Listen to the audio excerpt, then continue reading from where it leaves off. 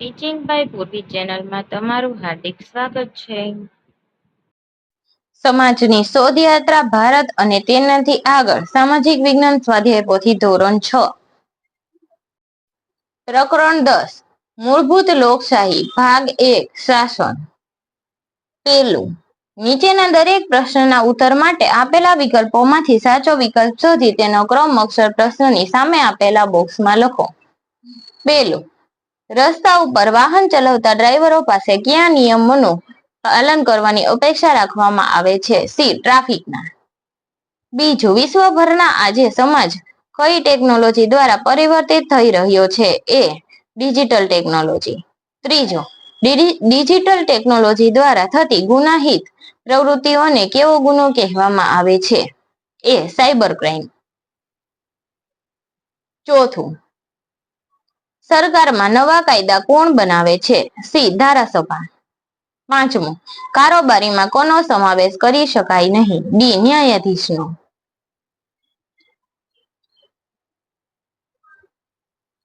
છઠ્ઠું, રાષ્ટ્રીય સ્તરે કામ કરતી સરકારને કેવી સરકાર કહેવામાં આવે છે? સી. કેન્દ્ર સરકાર. સાતમું, સુપ્રીમ કોર્ટનું સૂત્ર કયું છે? યતો ધર્મ તતો જય. આઠમું, રાષ્ટ્રીય સ્તરની ધારાસભા કોને કહેવામાં આવે છે? સી. સંસદ. નવમું, ભારતમાં કેન્દ્ર સરકાર કોના નામે વહીવટ કરે છે? બી. રાષ્ટ્રપ્રમુખના. 10મું, ભારતમાં રાજ્ય સરકાર કોના નામે વહીવટ કરે છે? બી. રાજ્યપાલ.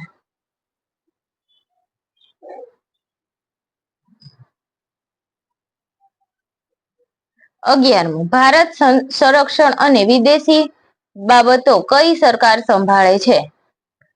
કેન્દ્ર સરકાર. 12મું, રાજ્ય સ્તરે કામ કરતી સરકારને કેવી સરકાર કહેવામાં આવે છે? રાજ્ય સરકાર. 13મું, સરકારમાં કાયદાઓની અમલવારીની જવાબદારી સરકારના કયા અંગની હોય છે? બી. કારોબારીની. 14મું, ધારાસભા દ્વારા પસાર કરેલો કાયદો લોકોને ફાયદાકારક છે કે નહીં તે સરકારનું કયું અંગ ચકાસે છે? સી. ન્યાયતંત્ર. 15મું, ભારતના કયા રાષ્ટ્રપ્રમુખને અવકાશ અને મિસાઇલ કાર્યક્રમ માટે યાદ કરવામાં આવે છે? સી. Doctor APJ Abdul કલામને.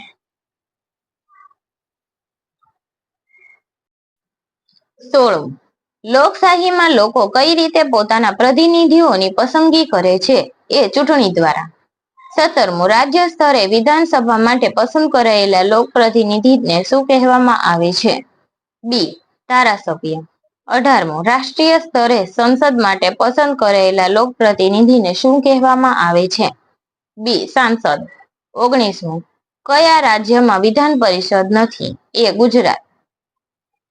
20મું, રાજ્યમાં ગ્રામ્ય અને શહેર કક્ષાએ વહીવટ કઈ સરકાર કરે છે? સી. સ્થાનિક સરકાર. બીજું, યોગ્ય શબ્દો કે અંકો વડે નીચેના વિધાનોની ખાલી જગ્યા પૂરો. પેલું, વ્યક્તિઓના સમૂહ દ્વારા થતા વહીવટ કે તંત્રને ખાલી જગ્યા કહેવામાં આવે છે? સરકાર. બીજું, સરકારમાં ખાલી જગ્યાએ અદાલતોની વ્યવસ્થા છે? ન્યાયપાલિકા. ત્રીજું, ભારતની સર્વોચ્ચ અદાલત ખાલી જગ્યામાં આવેલી છે? દિલ્હી. ગુજરાત રાજ્યની વડી અદાલત ખાલી જગ્યા રાજ્યમાં આવેલ છે? અમદાવાદ. પાંચમું, કેન્દ્ર સરકારના કારોબારીના વડા તરીકે ખાલી જગ્યા હોય છે? વડાપ્રધાન. છઠ્ઠું, રાજ્ય સરકારમાં કારોબારીના વડા તરીકે ખાલી જગ્યા હોય છે? મુખ્યમંત્રી. સાતમું, ભારતના 11મા રાષ્ટ્રપ્રમુખ ખાલી જગ્યા હતા? Doctor APJ Abdul Kalam. 8મું, ડોક્ટર એપીજે અબ્દુલ કલામ પ્રખ્યાત ખાલી જગ્યા હતા? વૈજ્ઞાનિક. 9મું, વિશ્વનું સૌથી મોટું લોકશાહી રાષ્ટ્ર ખાલી જગ્યા છે? ભારત. 10મું, ભારતીય લોકશાહીમાં ખાલી જગ્યા વર્ષથી વધુ ઉંમરના નાગરિકોને મતદાન કરવાનો અધિકાર આપેલ છે? 18. 11મું, ભારત સંસદ પાર્લામેન્ટ ખાલી જગ્યામાં આવેલી છે? દિલ્હી. 12મું, ગુજરાતની વિધાનસભા ખાલી જગ્યામાં આવેલ છે? ગાંધીનગર.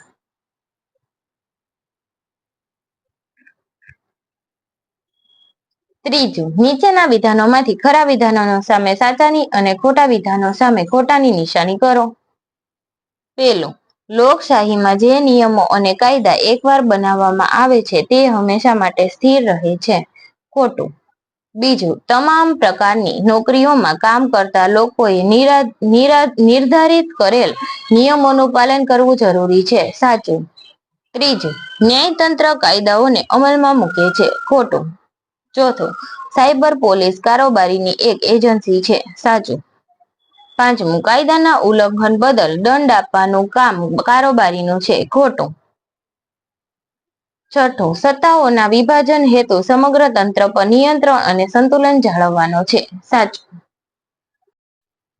સાતમું, ભારતના બધા રાજ્યોમાં વિધાનસભા અને વિધાન પરિષદ છે. ખોટું. આઠમું, વિશ્વના મોટા ભાગના દેશોમાં લોકશાહીની શાસન વ્યવસ્થા છે. સાચું. નવમું, ભારતમાં ચૂંટણીઓ દ્વારા લોકપ્રતિનિધિઓ પસંદ થાય છે. સાચું. 10મું, ડોક્ટર એપીજે અબ્દુલ કલામ ભારતના રાષ્ટ્રપતિની સાથે જાણીતા અર્થશાસ્ત્રી હતા. ખોટું. ચોથું, બંધ બેસતા જોડકા જોડો. પહેલું, રાજ્યની કારોબારીના વડા. તો જવાબ આવશે ચોથો, મુખ્યમંત્રી. બીજું, દેશની કારોબારીના વડા. તો જવાબ આવશે ત્રીજું, વડાપ્રધાન. ત્રીજું, ભારતના 11મા રાષ્ટ્રપ્રમુખ ડોક્ટર એપીજે અબ્દુલ કલામ. તો આવશે પહેલું. ચોથું, દેશના ત્રણેય સશસ્ત્ર દળોના વડા. તો જવાબ આવશે બીજો, રાષ્ટ્રપ્રમુખ.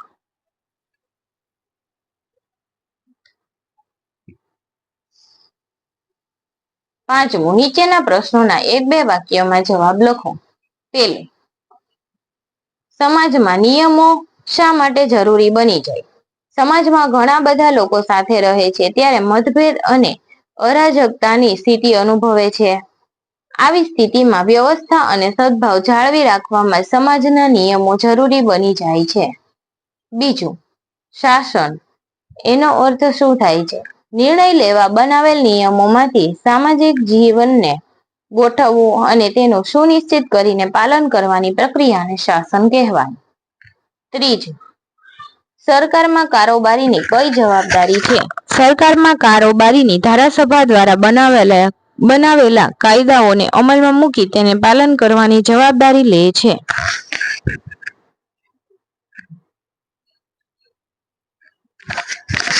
ચોથું, સરકારમાં ન્યાયતંત્રની ભૂમિકા કઈ છે? સરકાર દ્વારા બનાવેલ કાયદાઓનું કોઈએ ઉલ્લંઘન કર્યું હોય તો તેની વિરોધમાં કાર્યવાહી કરીને તેને દંડ આપવાની ન્યાયતંત્રની ભૂમિકા છે. પાંચમું, સરકારના કાર્ય કરવાના સ્તર કેટલા અને કયા કયા છે? સરકારના કાર્ય કરવાના 3 સ્તર છે. પહેલું, સ્થાનિક સ્તર. બીજું, રાજ્ય અથવા પ્રાદેશિક સ્તર. અને ત્રીજું, રાષ્ટ્રીય સ્તર. છઠ્ઠું, ભારતની સંસદ ગૃહ કેટલા અને ક્યાં ક્યાં છે? ભારતની સંસદ ગૃહના 2 ગૃહ છે. પહેલું લોકસભા અને બીજું છે રાજ્યસભા. સાતમું, કેન્દ્ર સરકારના કોઈ પણ 3 કાર્યો અથવા જવાબદારી જણાવો.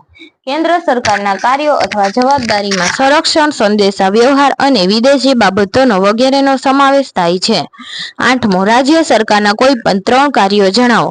રાજ્ય સરકારના કાર્યોમાં શિક્ષણ, ખેતી, સિંચાઈ, આરોગ્ય વગેરેનો સમાવેશ થાય છે.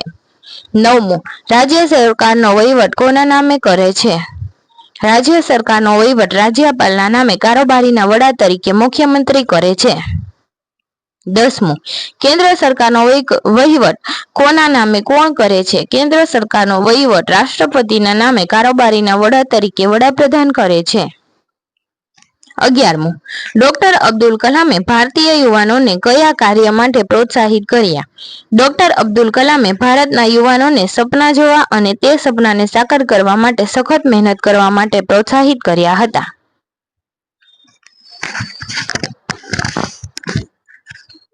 છઠ્ઠું, નીચેના પારિભાષિક શબ્દોની સમજૂતી લખો. પહેલું, સરકાર. કોઈ દેશ, રાજ્ય કે સમુદાયને સંચાલિત કરવાની કાયદાકીય પ્રણાલી. બીજું, કાયદો. સમાજ કે દેશમાં શાંતિ, વ્યવસ્થા અને ન્યાય જાળવી રાખવા માટે સત્તાવાર સંસ્થા દ્વારા બનાવેલા નિયમો. ત્રીજું, વિધાનસભા. રાજ્ય સ્તરે ચૂંટાયેલા જનપ્રતિનિધિઓને મળે તે જગ્યા. ચોથું, સંસદ. લોકસભા અને રાજ્યસભાના ચૂંટાયેલા જનપ્રતિનિધિઓ.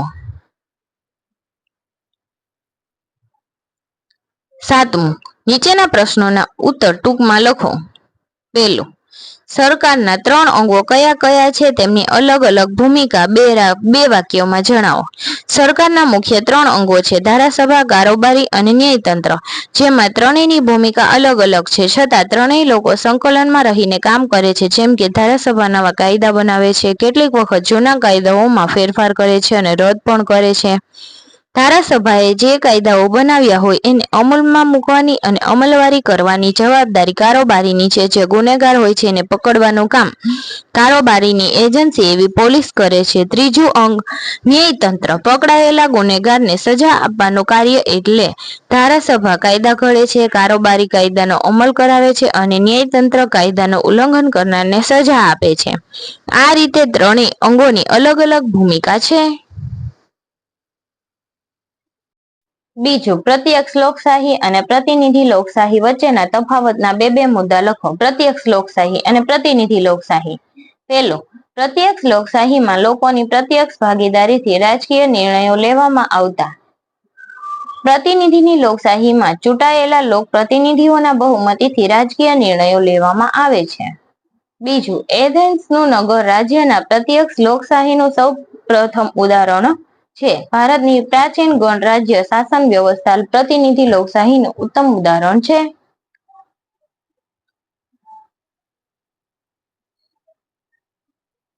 ત્રીજું, ભારતના પરિપ્રેક્ષ્યમાં આપણને ત્રિસ્તરીય સરકારની આવશ્યકતા શા માટે છે? ભારતમાં ત્રિસ્તરીય સરકારનું માળખું છે. સ્થાનિક સરકાર, રાજ્ય સરકાર અને કેન્દ્ર સરકાર.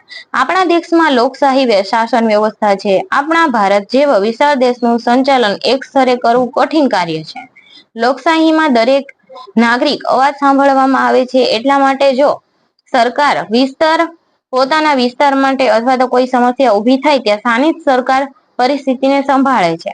જો તે સમસ્યા એક કરતા વધારે જિલ્લામાં હોય તો રાજ્ય સરકાર પરિસ્થિતિ સંભાળે, પણ તે સમસ્યા વ્યાપક રૂપમાં મોટા પાયે હોય તો કેન્દ્ર સરકાર સહાય કરે છે. આ રીતે નાગરિકને ન્યાય આપવાનો હોવાથી આપણા દેશમાં ત્રિસ્તરીય સરકારની આવશ્યકતા છે.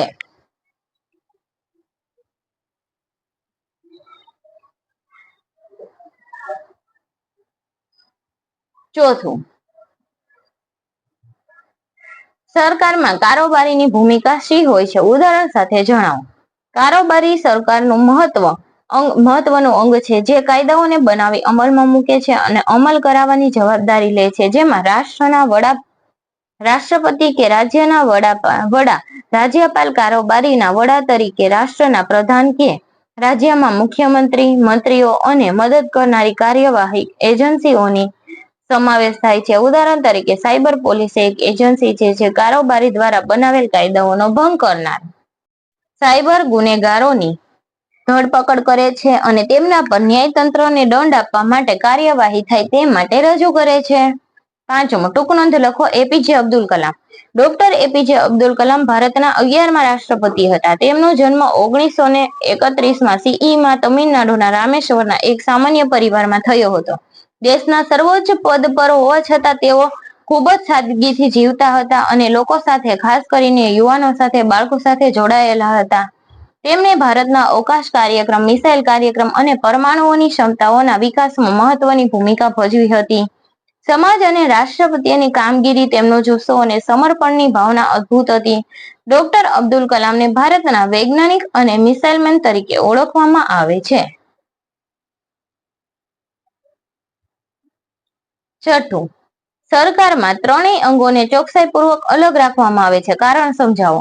સરકારની સારી અને આદર્શ શાસન વ્યવસ્થા માટે આ ત્રણેય અંગો તટસ્થ રહે તે માટે ખૂબ જ જરૂરી છે. સરકારનું દરેક અંગ અન્ય અંગોના કાર્ય પર તેમજ નજર રાખીને એકબીજાના સાથે સંકલનમાં રહીને કામ કરે છે. સત્તાના આ વિભાજનનો હેતુ સમગ્ર તંત્ર પર નિયંત્રણ અને સંતુલન જાળવવાનો છે. ધારો કે કોઈ અંગ તેની અપેક્ષિત ભૂમિકા કરતા અલગ કામ કરી રહ્યું છે તો તેને નિયંત્રિત કરી શકાય અને પુનઃસ્થાપિત કરી શકાય છે. આથી સરકારના આ ત્રણેય અંગો ચોકસાઈપૂર્વક અલગ રાખવામાં આવે છે.